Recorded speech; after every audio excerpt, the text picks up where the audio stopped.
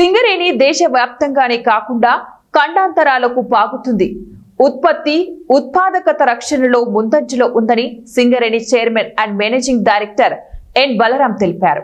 మంచిర్యాల జిల్లా కేంద్రంలోని రామకృష్ణాపూర్ పట్టణంలో గల ఎంఎన్ఆర్ గార్డెన్స్ లో సింగరేణి 55వ వార్షిక భద్రతా పక్షోత్సవ వేడుకలు అంగరంగ వైభవంగా నిర్వహించారు. ఈ సందర్భంగా సింగరేణి సీఎండి బలరాం మాట్లాడుతూ సింగరేణి వ్యాప్తంగా రక్షణలో విజేతలు సాధించిన వాళ్లకు శుభాకాంక్షలు తెలిపారు.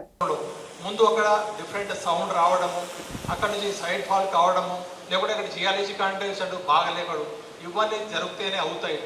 సో ఎక్కడ కూడా మనం అండర్ గ్రౌండ్లో చూస్తే ఎక్కడ కూడా 500,000 టన్నులకు ఎక్కువ రావు.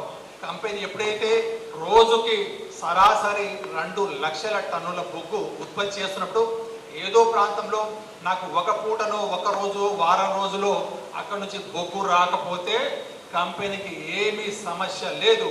మీ ప్రాణాలే మన రక్షణ ఇంపార్టెంట్. ఉత్పత్తి రక్షణతో కూడిన ఉత్పత్తి ఇంపార్టెంట్. ఈ రోజు కాదు, ఈ మీటింగ్లో చేస్తున్నట్టు కాదు, ప్రతిరోజు మీరు చేయాల్సిన పనే. అక్కడ కనుక ప్రమాదంగా ఉంటే మీరు అక్కడ ఏరియా సేఫ్టీ ఆఫీసర్ కానీ, మైన్ మేనేజర్ కానీ, జిఎం కానీ వచ్చి ఆ ప్రాంతం బాగానే ఉందంటేనే మళ్ళీ మనము టెస్టింగ్ చేసేసి ఆ డ్రెస్సింగ్ చేస్తేనే మనం ముందుకు వెళ్ళాలని నా యొక్క ప్రత్యేక కార్మికులకు కానీ అధికారులకి. తర్వాత మనము గనులు కొత్త గనుగులుగా రాకపోతే కంపెనీ భవిష్యత్తు ప్రమాదంలో పడే అవకాశం, కాదు, ప్రమాదంలో పడుతుంది. దీనికి ఎవ్వరు కూడా కాదనలేరు. అధికారులు కానీ మనం మంచిలో ఉన్నారు, పైన డయస్లో ఉన్నారు. సో మనం కొత్త గనులు ఖచ్చితంగా తీసుకోవాలి. ఇది మన సంస్థ, మన సంస్థని మనమే రక్షించుకోవాలి. మనం ఎంత గొప్పగా పని చేసి బయట వాళ్ళు మనల్ని పొగుడుతారు.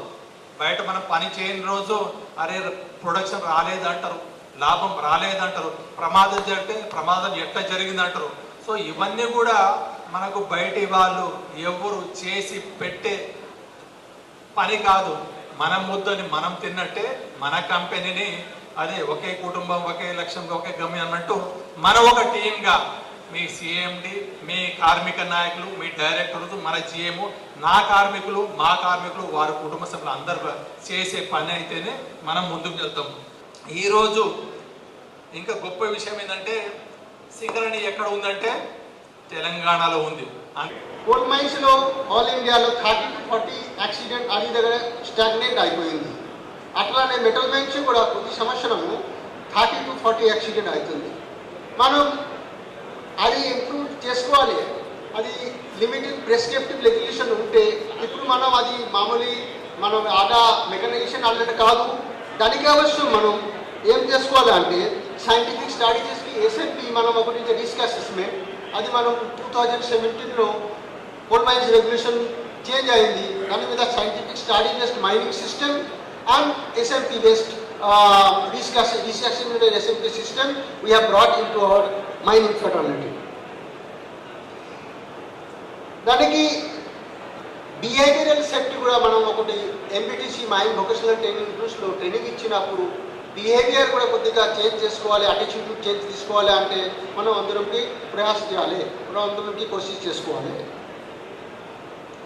మనం ప్రొడక్టివ్